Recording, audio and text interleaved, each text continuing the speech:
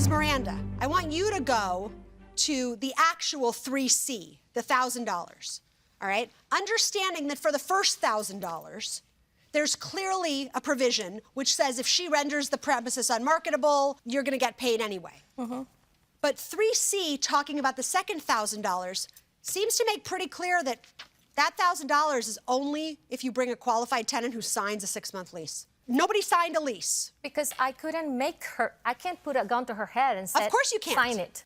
So why would you be entitled to the second 1,000? Because the tenant, after showing it to over 45 tenants, I actually found a very well qualified tenant ready to sign the contract. But he didn't sign one. You agree with that?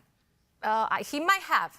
I just didn't bring it because it doesn't really matter. How could it not matter? You're entitled to $1,000 if he actually signs a lease. Honestly, I can't remember if I sent it to him he signed it, but I just reached out to her and I said, we're ready to move forward. And that's when she said, I decided I don't want it. I saw that, but this is going to turn, I think, on the lease period. So, Judge Corriero, can I say something, please?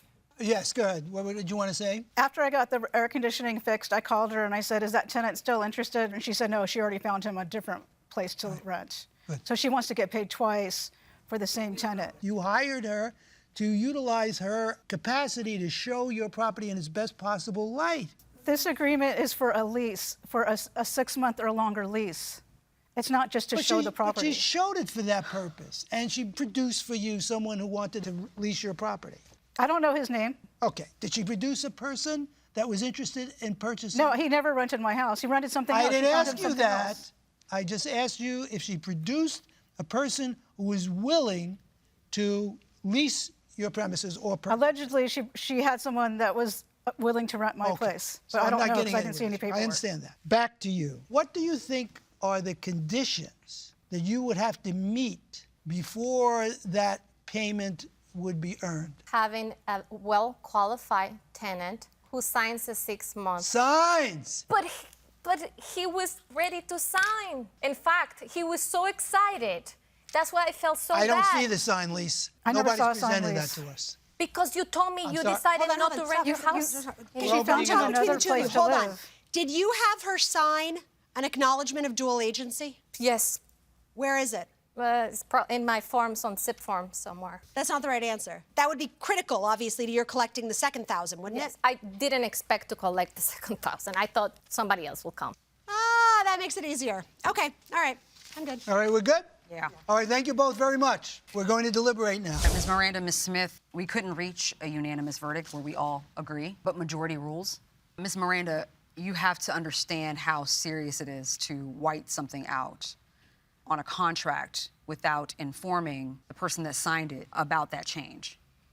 I believe that you didn't intend to list this house and try to find a tenant within just 5 days. But that was the impression that the defendant got, because she has a contract that says 5 days, and she signed that contract. So it's very serious, and we all believe that's just something that you should never, ever do. And I believe that you won't proceed forward making the same mistake. Okay. Judge Corriero and I believe that at least within the 5 days, you did some work. You at least listed the property, which entitles you to that $1,000 for the listing. And you showed it. Judge Juarez dissents.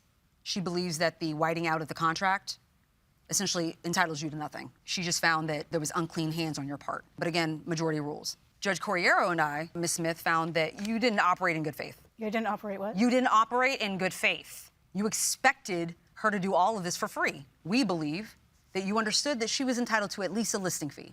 I don't care if you agree or not. You could look confused, doesn't matter. So now, as far as the additional fee, $1,000, if you found a tenant and had them sign a 6-month lease, that didn't happen. You're not entitled to that $1,000. So majority rules in this case, and that is in favor of you, Ms. Miranda, in the amount of $1,000. Good luck to both of you.